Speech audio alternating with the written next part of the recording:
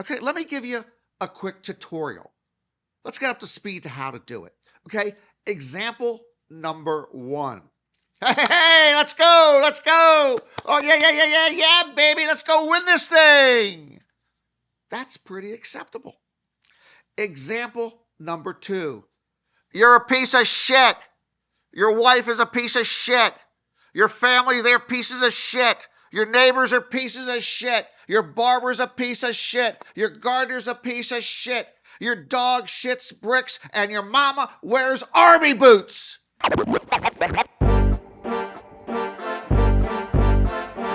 Norman Chad. Norman Chad. Welcome to Gambling Mad with Norman Chad. I am Norman Chad. Coming up on the program today, Drake loses millions betting on sports. A woman wins $1 million on Wheel of Fortune, and America is now the land of a million jerks. Gambling Mad, as always, brought to you by Fritos, picked fresh off of Central California trees every morning, delivered directly to your local retailer every afternoon. And by the refreshing taste of Fresca. Fritos and Fresca, it's a meal. The Ryder Cup is a litmus test for who we are in America in 2025. And who are we? We are ugly Americans. We are hateful, toxic Americans. We are the worst of the worst in humankind, and I'm not even sure who would be a close second to us at this point. The Ryder Cup is the every other year golf competition between Europe and the United States. It rotates being played between Europe and the United States.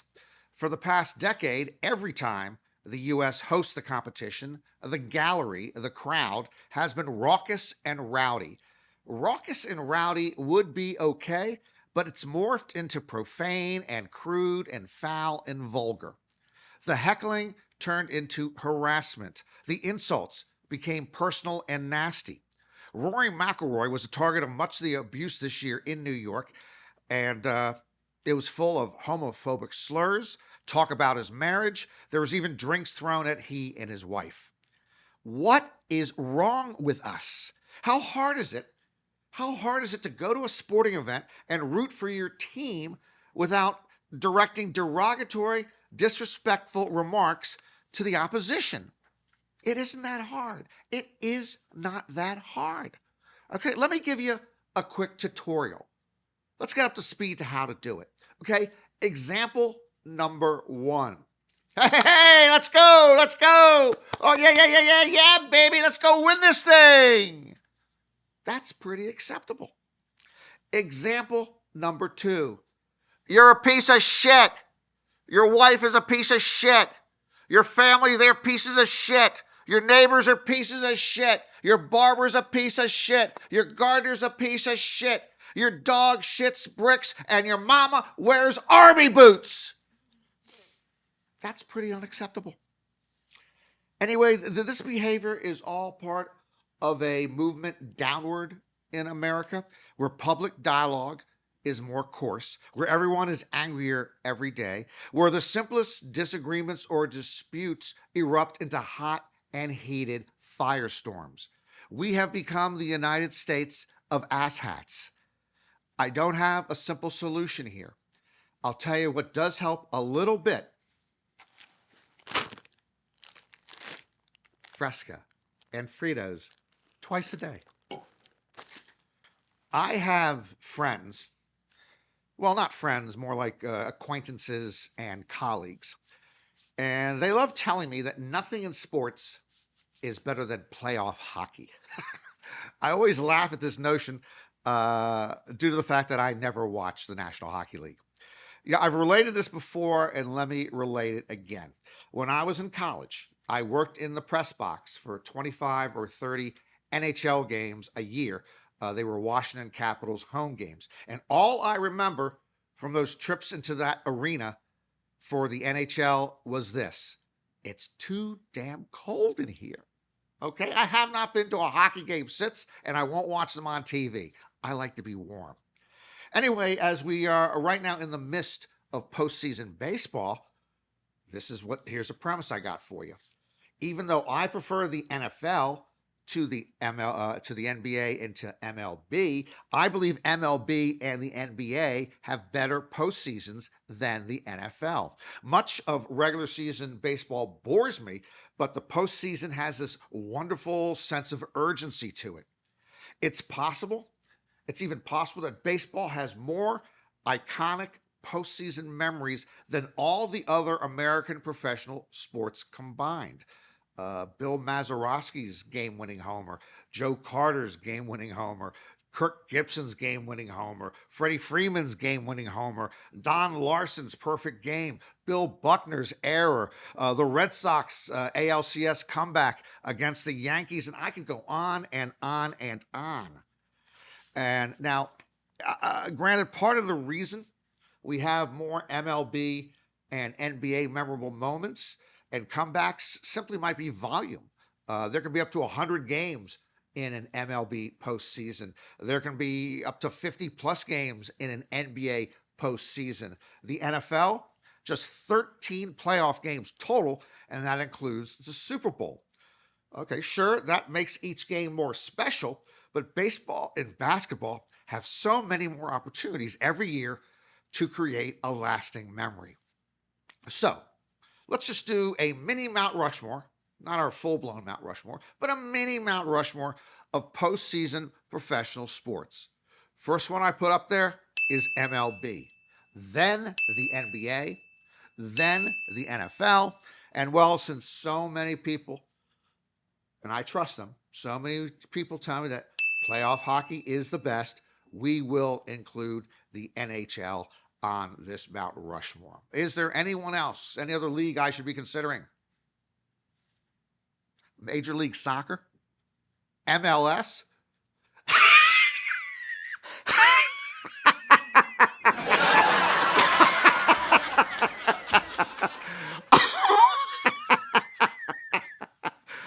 Oh, oh, that's really funny. All right. Time for NFL picks. Frankly, I should be putting a bag over my head because my picks have been so bad. Let's take a look at the record. We had our third straight 2-3 week against the point spread, and we are now 6-9 for the season. I'm not panicking, but I'm not pleased. You know, some of my picks have been so horrendous. You know, they're games in which you know you're on the wrong side by the start of the second quarter. But good people, trust me, it always swings back. Though, to be honest, that's what I thought about my second marriage, and that one never swung back. Anyway, I'm also a bit worried because it's hard to end a losing streak against the point spread by taking a bunch of favorites, and I am on 4 favorites in the 5 games this weekend. How stupid do I look? Don't answer that. Let's get to the actual picks themselves. Dolphins at Panthers. I thought Bryce Young would be better this season. I was wrong. I thought the Panthers would be better this season. I was wrong. I thought the Panthers players would look long and hard in their mirrors and figure out a way to get better. I was wrong. Turns out not a single Carolina Panther starter owns a mirror. Here's where I will not be wrong. Whichever team loses this game will have a new head coach by next season. Mike McDaniel, I think you might be safe, but I have been wrong before. I'm taking the Dolphins as a small 1.5 point road favorite. Titans at Cardinals. The Titans are 0-4. The Titans are losing games by an average of 17 points. The Titans are 1-9 against the spread in their last 10 games. The Titans' rookie quarterback, Cam Ward, has been sacked a league-high 17 times. Do I need to go on? Here is an actual direct Cam Ward quote after their 4th straight loss. We're ass. Let me repeat that. We're ass. That doesn't sound good. On the other hand, I don't like the idea of the Cardinals giving more than a touchdown. Who in their right mind takes the Cardinals as a big favorite? Well, this much we do know. I am certainly not. in my right mind. Please forgive me. I'm going to go with the Cardinals here at home, minus 7.5 points. Time for the calendar game of the week. You know, the calendar game of the week has been a little weak this year. We might have to change calendars if we don't hit this one. Lions at Bengals. The Lions are 50-21-1 against the spread since the start of the 2021 season. That's insane. 50-21-1. Meanwhile, the Bengals have been awful. I expect the Lions defense to force Jake Browning into at least 2 interceptions, assuming he stays in the game long enough and or doesn't defect at halftime. And if he defects, where's he going to go? Steubenville?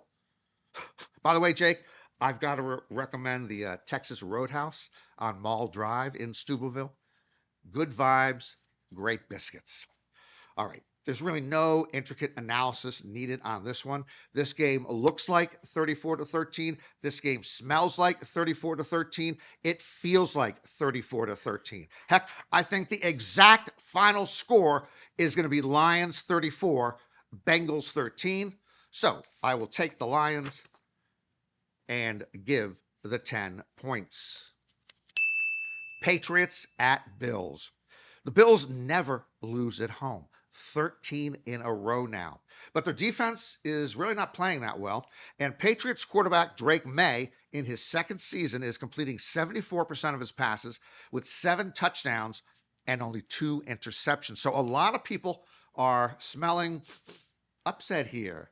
All I am smelling are the Buffalo hot wings in the Bills locker room after another victory. Here is the stat I am counting on. A little esoteric, but I'm here to find esoteric. The Bills are 16-3 the last 2 seasons when they allow less than 3 sacks in a game. The Patriots, over that same time period, are averaging just 1.8 sacks. When you don't sack Josh Allen, he sacks you. It's a big number in a division rivalry, but I will go with the Bills minus 8. Chiefs at Jaguars. Monday Night Football. It's a good one. Let's talk about Travis Etienne Jr., Jaguars running back. He is rushing for nearly 100 yards per game, averaging 6.1 yards per carry. You don't have to be a Duke grad to know those are strong numbers. Travis happens to be a Clemson man, and frankly, nobody playing Clemson football gets a really good education. But that's not the issue here. Let's not get off point. The issue is that Etienne will be able to run well against the Chiefs' defense, which means keeping Patrick Mahomes off the field a lot, which means the Chiefs won't score as many touchdowns as they would like, which means it will be a close game, which means Mahomes will have to rally KC for a late victory, which means the Jaguars should cover as a 3.5 point underdog. Then again, they might not, which means I'll be wrong again, but I'm taking the Jaguars as a 3.5 point underdog. Tom Brady is the golden boy. After an NFL career in which he won 7 Super Bowl titles, he's now the #1 game commentator on Fox at a reported salary of $375 million over 10 years, and he's a part owner of the Las Vegas Raiders.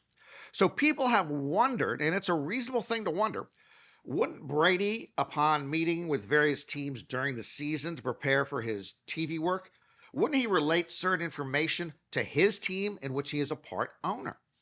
This is what is called a conflict of interest. It's a clear conflict of interest. It's a legitimate concern for every franchise in the NFL. Why wouldn't Tom Brady try to help the organization in which he is a part owner by telling them stuff that would give them a better chance to win? It's pretty logical. Well, Brady decided to address all of this in his newsletter this week.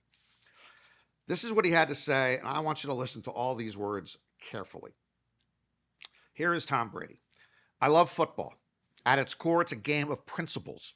And with all the success it has given me, I feel I have a moral and ethical duty to the sport, which is why the point where my roles in it intersect is not actually a point of conflict, despite what the paranoid and distrustful might believe. When you live through uncertain and untrusting times like we are today, it is very easy to watch a person's passions and profession intersect and to believe you're looking at some sort of dilemma. Because when you're blinded by distrust, it's hard to see anything other than self interest. Brady concludes, people who are like that, particularly to a chronic pathological degree, are telling on themselves. They're showing you their worldview and how they operate. They're admitting that they can only conceive of interests that are selfish, that they cannot imagine a person doing their job for reasons that are greater than themselves. That was the Tom Brady message. To which I say, fiddlesticks! Okay? Brady's statement has got to be the most disingenuous word salad of intellectually bankrupt mishmash I have heard this week. Apparently, Tommy is above and beyond the rest of us in terms of his moral compass. And apparently, he is a better person than his critics. That is his argument. Fiddlesticks and balderdash. And I seldom use both those words on the same day. As a failed former stand-up comic, I have a lot of respect for stand-up comedians. They say that poker is a tough way to make an easy living. The same could be said of stand-up comedy. What I love about certain stand-up comics, the best of them, is that they hold truth to power. Stand-up comics answer to no one but themselves and their audience. They usually can say whatever they please without fear or favor. And since it is a tough way to make an easy living, I don't begrudge any of them any paycheck they want to cash. Which brings us to the Riyadh Comedy Festival in Saudi Arabia. Yes, who knew that the biggest comedy festival in the world is where they hang people every 36 hours?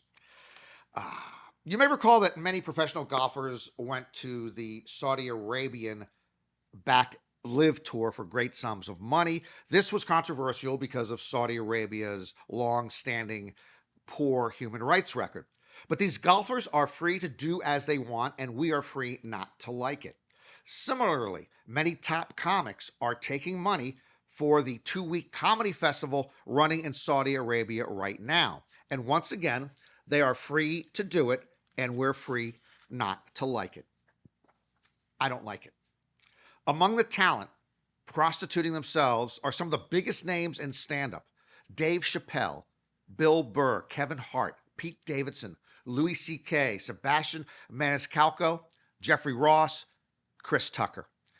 It's hard to say no if you're offered the biggest payday you might ever see for one show.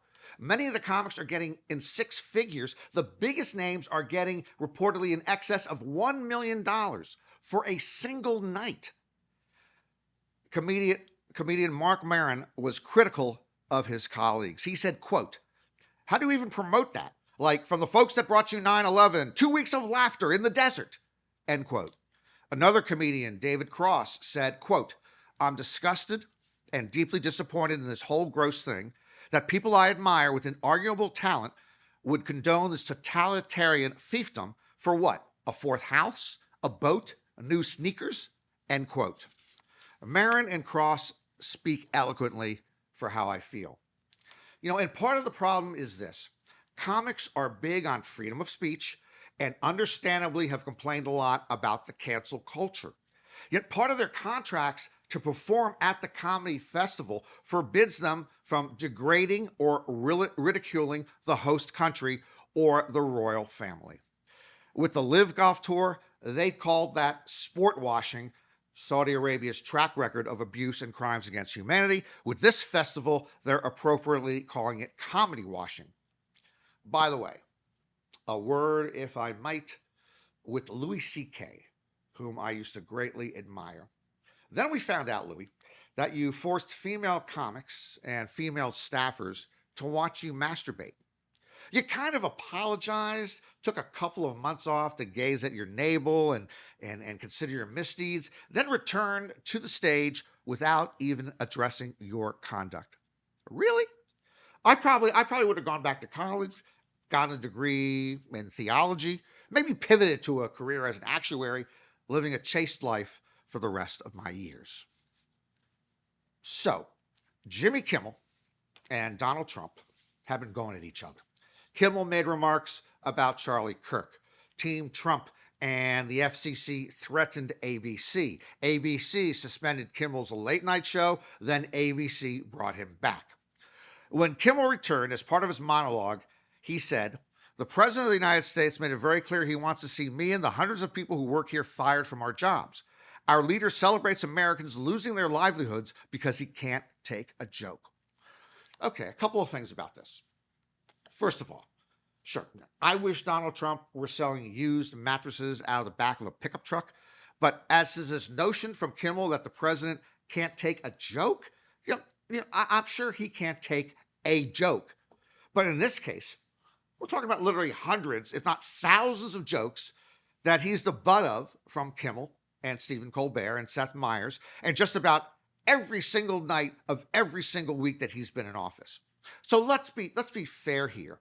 Trump is a dangerous, authoritarian blowhard, but he does sit there every single week as the punchline of countless comedians' gags.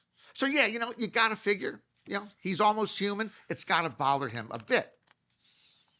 Which takes us to the second point I want to make. Jimmy Kimmel says the president can't take a joke. How about you, Jimmy? I have personal history on this front.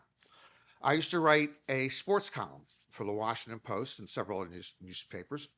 And one week, I took a passing sideswipe at Jimmy Kimmel. This is 15 or 20 years ago after he started in a late night. I'd written about John McEnroe, the tennis great, who, believe it or not, and you think I'm making this up unless you were there, CNBC gave him a nightly talk show.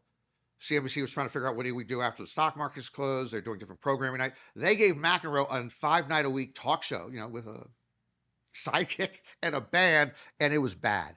Okay, and then somebody wrote me, I always took questions at the end of my column. They said, "What do you got against John McEnroe? You're always picking on John McEnroe." I said, "John McEnroe? Who are we kidding? As a talk show host, McEnroe makes Jimmy Kimmel look like Jack Parr." That was the line. In fact, I should have said makes him look like Johnny Carson. Nobody knows who Jack Parr is, even back then. He was a predecessor to Johnny Carson, who was terrific. But that's the incredible takedown of Jimmy Kimmel I did one time. Well, at that time, I was playing in an all stand-up comedians poker game, a wonderful game. And one of the players was the lovely and talented Sarah Silverman. I knew her pretty well. At this time, she was Jimmy Kimmel's girlfriend. I hope so. She emailed me and said, "What are you doing? How you taking a shot at Jimmy? He's my guy. Please." I emailed her back. "I'm sorry. What the heck? He was he was part of the target practice this week. And isn't this what Jimmy does anyway, nightly for a living? Doesn't he take down 1 million people?" She emailed me back, okay, but just don't do it again. Okay. I felt bad. About a year later, I did it again. I took another passing shot at Jimmy Kimmel. It wasn't anything I can even remember. It was one line in a column. I regret it greatly because Sarah now contacted me again. And she said, "I asked you as a favor not to do this. I thought we had a friendship. You're out of line." And she was really mad. And to this day, I have never spoken to Sarah again. But what happened here is, I guess she was just going back and forth with Jimmy. And then when they decided that she should talk to me once again, she, instead of sending me a separate email, she forwarded me an email. At the bottom of her email was the line of the string of emails between her and Jimmy. And this started with Jimmy saying, "Oh, I see your little, ferret friend took another shot at me." And Sarah says, "Oh, I'm surprised. I'll talk to him."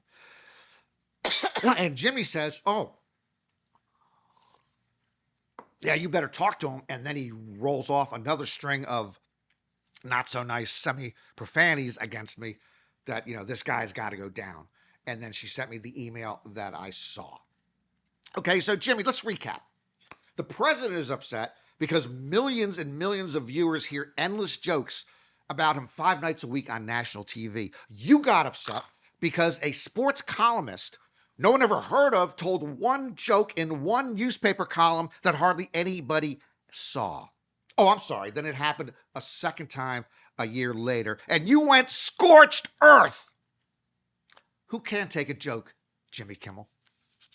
But by the way, it's just a postscript to that. I was done with Sarah.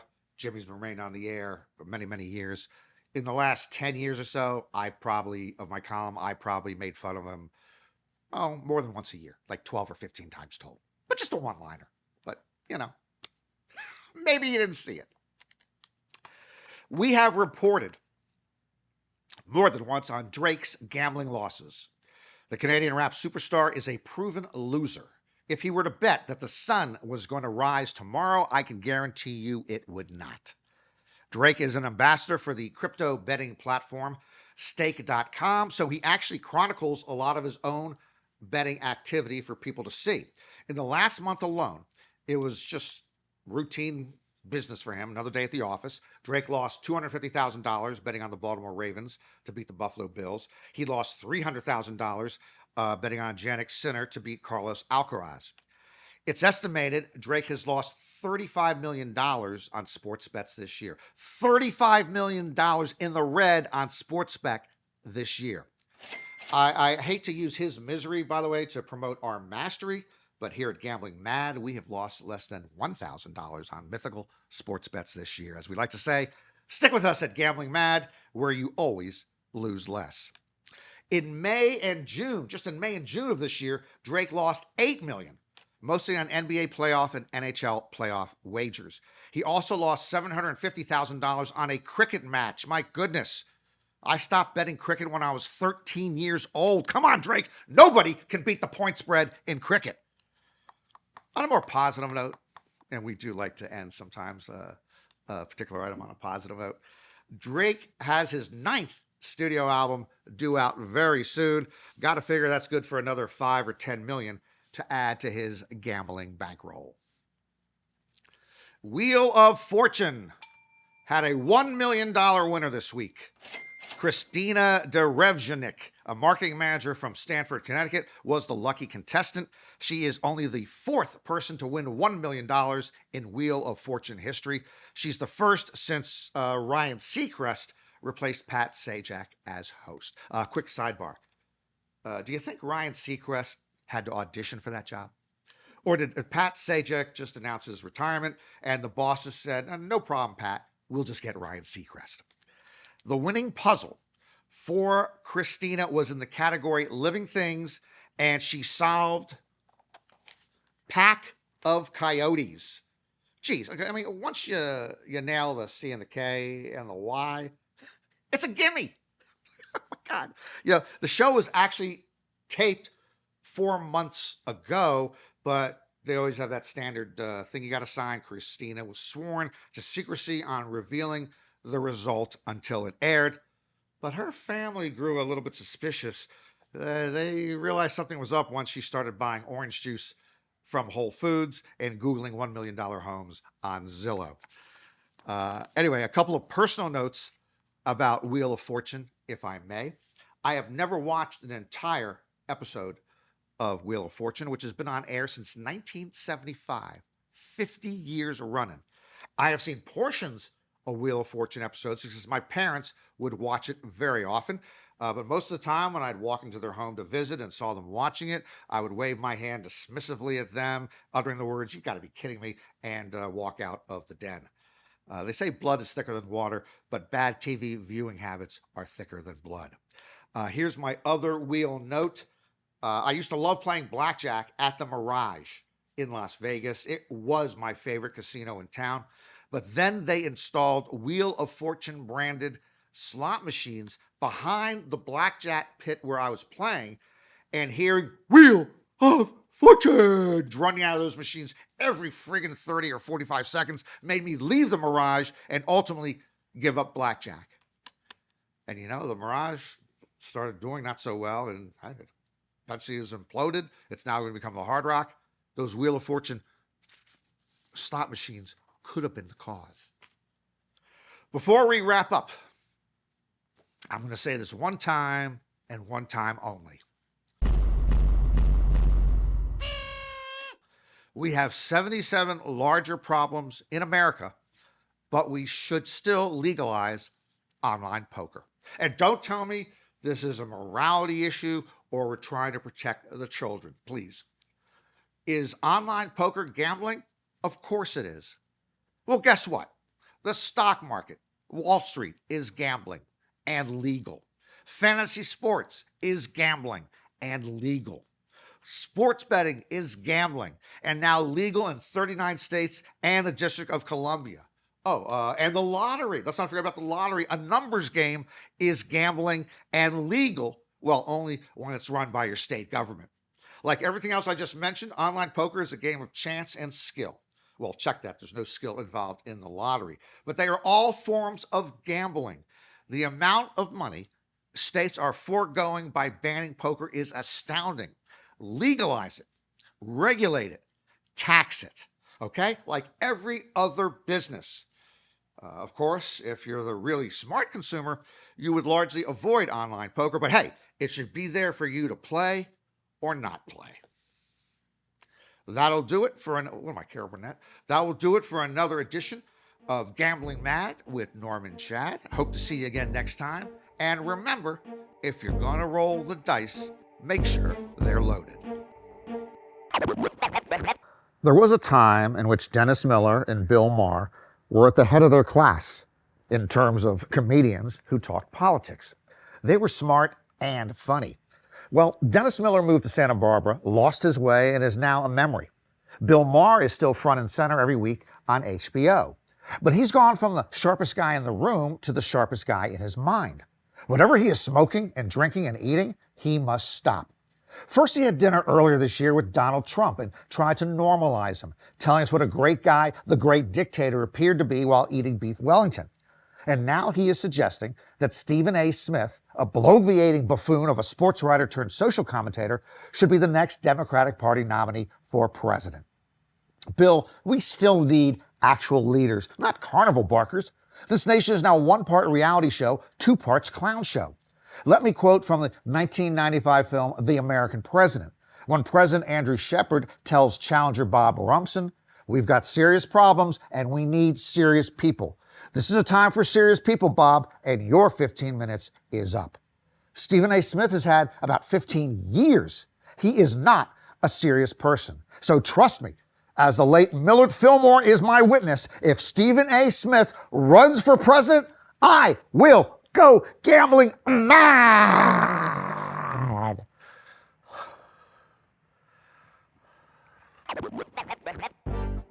Gambling Mad with Norman Chad is written by Norman Chad and ghost-written by Norman Chad. Executive producers are John Scheinberg and Rick Barrio-Dill. Produced by Norman Chad and Rick Barrio-Dill. Our associate producers are Bree Khoury and Asher Friedberg, and edited by Asher Friedberg with studio facilities at 360 Pod Studios, Beverly Hills.